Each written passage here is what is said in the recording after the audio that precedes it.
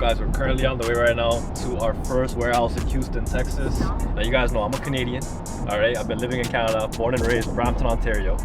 But we knew we had to move out to the US. Now, this right here is a few years worth of work. It's something I've been planning for a long time because all of my customers, e-commerce business, they're all based in the US anyways. We still have our warehouse in Canada, it's located in Markham. And this right here marks our first time having the keys to our front door located in the USA. All right, Manik, what are we saying here in Houston? Man, we're in Houston right now because this is a place where I've been trying to be for a long time. Like my clothing brand and our manufacturing company, all of our customers ended up in the US over the last 2 years of us building this brand out. Now, when we first started the brand, we're like a homegrown Toronto-based business. Yep. But over the last few years, people in the US figured out what we were up to. And naturally, we had a lot of American shoppers. Now we're at a point right now where 95% of the people that are online shopping with us are based out of the USA. One of our biggest markets is Texas. So there came a point in the brand's journey where every day where we weren't in the US, it was costing me more money to not be in the US. The brand would have done a lot better, I know, from day one if we were US based, but by God's grace, at least we were in Canada, pretty fucking close by to the US. Yep. And now here we are. There we go. And I feel like it would be smart to preface just for people, imagine they don't know what you do. They just stumbled across this and clicked it on YouTube. Give a little rundown of what your business is and where this Texas warehouse comes into play. Yeah, so man, Icy Studios is a full apparel manufacturing business. We do print on demand for a whole bunch of clients. If you have a low MOQ and you want to do printing on local blanks, we do the printing and the finishing for you. If you have big quantities, we'll do full cut and sew for you as well. But basically for any young clothing brand owner that needs a manufacturer that's local, they're not overseas, you want to come to their facility in person, make garments, see them come to life from scratch, we're a lot of brands partners. Okay, and then break down Wear Icy for everyone. So Wear Icy is how everything started. So Wear Icy is like my retail clothing brand. It's what we started back in 2018. That's what a lot of people know us as. 2022, we bought a whole bunch of apparel printing manufacturing machines, and we were making merch for ourselves. We were making our own garments. Wear Icy, my clothing brand, we sent a whole bunch of products out to be made from China. They kept messing our order up, and we got to a point where we're like, man, we need our own machines. We need to make everything in-house. We bought a whole bunch of machinery, and we had customers that come by our warehouse and be like, yo, what is that machine? Like, you're making t-shirts on the spot? And that confusion led to us thinking, man, if all these people are coming to our warehouse and they want to figure out what these machines are for, why are we not offering this as a service? Exactly. So not only right now are we servicing my own clothing brand, like Wear Icy is our B2B business's biggest client. Yeah. But now we also make merchandise now for hundreds of brands across North America, USA being our biggest market yet. One thing I noticed, and one thing, I guess from the outside view, looking at you, looking at other manufacturers, looking at other even printing companies, what you've done with Wear Icy and the fact that you've kept Wear Icy, you have such an advantage over other manufacturers because most of your clientele, like from what I see, we do your marketing, the people I see coming in and wanting to work with you is because Wear Icy's crushing it and because you're able to offer marketing strategies, tips, promotion, like you're able to give them help. Not only are you able to make them the best t-shirt, but you show them the blueprint of how to run a successful clothing brand.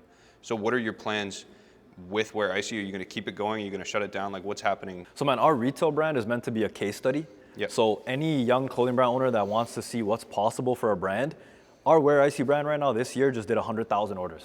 Damn. Right, like the plaque right now is in the mail from Shopify. I haven't posted about it because like, you know, it is what it is. It's like, it's a number at the end of the day, but our retail brand has been able to get a lot of success. And right now on the B2B side, our manufacturing company, printing company, I want to show brands that this is what's possible. We put 7 years into it. For 7 years, 100,000 orders is not that impressive, to be honest, in my opinion, but that is what's possible. Yeah. Right? So there's a lot of young brand owners right now that I know are starting from zero. They don't have a lot of resources. So for myself, like I'm showing people that myself, no outside funding, I had no investors, no line of credit. My parents worked 9 to 5s, and we were able to create a brand that is making some kind of global impact. Yep. Now our B2B apparel printing company is now being able to service these brands and helping them start their brand from scratch. It's a product and a service that I never had, right? Ultimately, the goal of the Icy Studios business is if you're a young clothing brand owner and you want streetwear blanks that you can print on, and next week you want to launch a clothing brand, this is the way you can start it. There's no company right now in all of North America where from scratch you have streetwear blanks, streetwear t-shirts, streetwear hoodies, and you can take your logo, print it on a fire like boxy t-shirt, and then next week you have a clothing brand you could start. Why for the last 10 years of people starting brands did you have to get clothing from China? Yep. And then you had to wait 30 to 45 days to get your product and then start your clothing brand? Those days are long gone if I'm able to actually bring this warehouse to life the way I have envisioned in my mind. That's amazing. And with that being said, what are your plans for 2025 for this year? 2025, I want to launch a full stack apparel printing company. Manufacturing is a form, like printing is a form of manufacturing, Yeah. but honestly, formally, we are a printing company, Okay. right? Like for majority of the clients that we service, we have blanks and we offer them the finishing here, right? So we're very good right now at, if somebody sends me an exact design, I can pick the exact blank that would go well for their production, Yep. right? So if somebody says that, hey, I want a boxy t-shirt with like a big print and I want a tight collar, like I'd be able to know that, hey, this is the blank from this apparel company that I could match them up with. So you're able to like give your insight and suggest like, yo, maybe LA apparel is good for this, or if you want a little cheaper option, here's this, or if you want to go heavy, here's Shaka Wear. You're able to like help them in the process of creating the garment. 100%. So there's no company right now that does the printing and they have great blanks. There's great blanks companies, there's great printing companies, but there's been nobody in the middle that's been able to bridge the gap. There's gonna come a point this year where you as a client, if you wanted to start a clothing brand, you come onto the Icy Studios website, you see 20 different streetwear blanks. By streetwear, I mean like well-made, 100% cotton, they kind of fit the profile of like a young streetwear consumer. You go on there and you just drag and drop your design.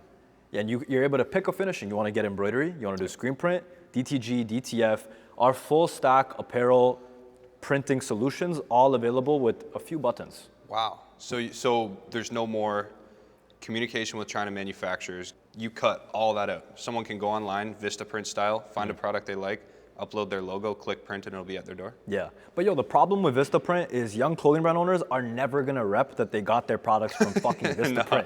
And it's all Gildan too. It's all Gildan. Yeah. It's all Gildan, and they got like low quality blanks. A young clothing brand owner these days is not excited to say, hey, I got my t-shirt online printed from fucking Vistaprint. No one's saying that. Right, but have you ever seen a young clothing brand owner rep their manufacturer to prove its quality? Interesting point. Right? Very interesting But point. there are brand owners that rep their blank. Like, hey, I'm using LA apparel, so my quality's fire. 100%. But nobody reps their printer. Right? So I'm like, why is there no printing company that is so good at what they do that a young clothing brand owner to tell a customer that, my shit's fire, they say, hey, this company made my merch. And then they get instant certification by just saying that company made it. Yeah. Which is you. So like right now as a jeweler, right? Let's say you're getting jewelry made and you want to prove to me that your jewelry is high quality, you're going to be like, Johnny Dang made my chain. But there's nobody like that in the apparel space. There's no manufacturer that is so good at manufacturing that if I was to make somebody's production, a young clothing brand owner would be like, that manufacturer made my shit. You better believe my shit's high quality. Okay. So that's what we want to be right now for young clothing brand owners. There's a lot of companies out there that are just like, I'd rather specialize in printing or specialize in blanks. And they've done well for themselves. So with this new Texas warehouse, is there any new machines or new, printing techniques that you guys are now capable of here that you didn't have in Canada? Yeah, so man, we just bought our first GTX 600. It is a DTG printer that's top of the line. There's no machine that goes beyond that. Japanese production, Japanese machinery. It prints 24 by 24. So right now, our largest size that we could print on a t-shirt was 16 by 21. Now with our new machine, we could print 24 by 24. Damn. To put it into perspective, a t-shirt typically, my length on this t-shirt would be 29 inches, and my width on a medium t-shirt may be like 23 inches. So you could pretty much blast a full tee. I could blast the whole shirt. And we couldn't do that before. There's very few companies in Canada. I'm pretty sure, don't quote me on this, I'm pretty sure we're the only company in Canada that has a GTX 600. There's a few in the US, I won't cap. Okay. But in Canada, I'm pretty sure we're the only company right now with a GTX 600. Okay. So that's pretty exciting. It's a very expensive machine, obviously. Not a machine that I would have ever thought we would have got, this far into apparel, printing, manufacturing, but God, I'm fucking excited to have it. I know that machine was part of, it helped you with the moving to the US process. Do you want to briefly give them an explanation on how hard it is, what it's like from moving a warehouse from Canada to US, or do you want to just skip right past that and we can keep going? No, we could talk about that, man. You want to talk about that? We could talk about it, yeah. Okay, let's do it. Because I know the machine has something to do with that, so you can start there. It does. So I guess, that's been the hardest part of this whole puzzle, is coming to the US with legitimate paperwork. Like you being able to come here as a Canadian and be like, I'm starting a business in the US. So when I first thought about this plan a few years ago, I literally just thought you pack your machine up, you come to a new warehouse, set up shop, you're good to go. Not that And simple. boy, was I fucking wrong. You know, like there is a lot of logistical trouble that you got to go through to be able to conduct business in the US as a Canadian, right? You have to have a visa. If you want to conduct business here, you can't just come here as a Canadian and be like, hey, I'm going to start making money today and start sending products out to US citizens. It just doesn't work that way. So we applied right now for an E2 visa, and by God's grace right now, we just got it finally. And you know, now that allows us 5 years to be able to run a business out in the US, be able to service clients all across North America with no issues at all. The E2 visa required our business to not only commit to a whole bunch of hires, but spend $100,000 US. Yep. So that was the bare minimum requirement to be able to qualify for a business visa. It's called the expansion visa. And the tricky part was the warehouse didn't count. Yeah, Which the is warehouse wild. lease didn't count because our E2 visa we initially applied for in Miami.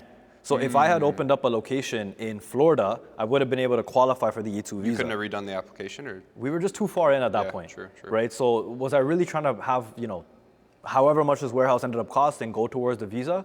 We were at a point right now with our application where enough resources are going to be put towards machinery for me not to worry too much Yeah. about the warehouse lease, fair enough. right? So it's a pretty big commitment.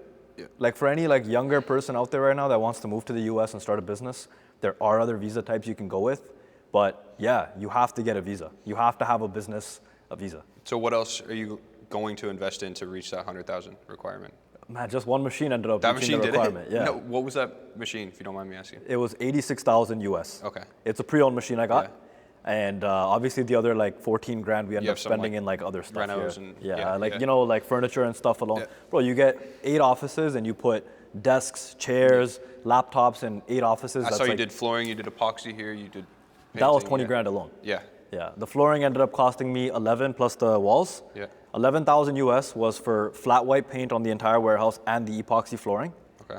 And then another $10,000, including the material and the labor for the front, all Fair the enough. laminate flooring, right? So as for the front, I'll give you a quick breakdown. We have our entrance, right? When you come in, you have our foyer, right? Our foyer is going to be where people can come, sit down, Yep. wait for their products to be made. Then we have right on your right side when you walk in, you have our boardroom, which Yeah. is also going to act as our podcasting room. Yep. Then outside of that, you have 6 offices. On the way left corner, when you walk in, you have my office. Then you have a few other offices for, you know, different team members that we have, you know, C-level staff. We have a kitchen in the way corner. Then you walk into the warehouse, you have 4,500 square feet of production space. Previously in my other warehouses, we used to bridge both together. We used to have our office staff with our production staff. Yep, yep. And when we were looking at warehouses for Houston, we're like, man, those two things cannot be under the same roof. Your production staff is always going to be looking at your office staff like they don't do shit because they're always on their laptops. Yeah. And your office staff are always going to be looking at your production staff like those guys are not working hard enough. A little bit of politics there. There's a lot of politics when you try to do both together. Okay. Right? So that's why now we have a pretty fine line between both. Our production staff's not going to have much to do out there. Our office staff's not going to have much to do out here. Okay. They have very different roles and responsibilities. Very interesting. And Yeah. let's break it down. Like in this section of the warehouse, like production, what's going to be going on here? What are the different sectors within production? Yeah, so in production, you have all your fulfillment and your shipping, right? Then you have your production, the actual apparel, garment creation, and then you have the storage of all your inventory, right? So let's take a container. A container will come into the warehouse of blanks. The first thing you do is you store it, you log it, you track the inventory. Then from there, you allocate how much of it is gonna be stored, how much of it is gonna be printed. You go ahead, now we line up everything to be printed, and then we ship it out as orders come in, you know? So IcyStudios website is going to be a print-on-demand website. If you want to find high-quality streetwear blanks and you want to print one piece or you want to print 1,000, we have a turnaround time of 1 week on high-quality blanks for you to start your brand. That day is going to come by the time this warehouse is set up. That's amazing. Yeah. And then a consumer question, like from my point of view, if I were to do that, how does pricing work? Because I know if I were to call you and say, hey, I want 10 pieces done, Yeah. you'd give me a price. But if I said, look, I'm going to do 1,000, I'd get a different price. Is that all built into the website? Or are you going to have set in stone quotes based off quantities in, I guess, quality? Or how's that going to work? So, great question. The biggest finesse that manufacturers have for clothing brands is there's no transparent pricing, Yeah. right? You go on to You contact a manufacturer and they just give you kind of custom Give pricing. you what they want. What they want, what they think they're gonna be profitable at while still giving you a decent price. But it's all just made up. Yeah. But on our website right now, we have pricing tiers where if you order one piece, you get a different price. If you order 1,000 pieces, you can kind of turn a slider and see how your pricing changes. That is super innovative and super transparent, and I think that'll build so much more trust within why I choose to work with you. I know this guy's not ripping me off. 100%. If everyone else is getting this quote, and I can literally go on the site and put, I want 560 pieces, and get an exact quote and do it from another account, and it's the same. I think that's huge, and that's something no one's done. Like we've bought clothing from people before we knew you, and it's always a negotiating game. It's going up and down. It's like get more pieces, get more money. That they're just trying to make the most money out of you. I think you've took a whole different lens, and you're just trying to provide as much value as you can to people, and be the first to be a staple in the industry, which is super cool. So when's that looking to launch? I'd say by the end of this month, we should have that website fully built out for you guys to be able to go on there, get transparent pricing, and also have high quality blanks. Like I'm not gonna sit here and behave like we're the first to do, tiered pricing. You can go on the Vistaprint website since I was a little kid and get mugs, get pens, get all kinds of weird kind of accessory items. But the problem with Vistaprint is that they're not good at apparel. They're more of like mugs and stuff. No clothing brands are ripping Gildan from Vistaprint. That's just not the move. Definitely not. No. But like, a lot of people do get apparel from Vistaprint. Yeah. A lot do.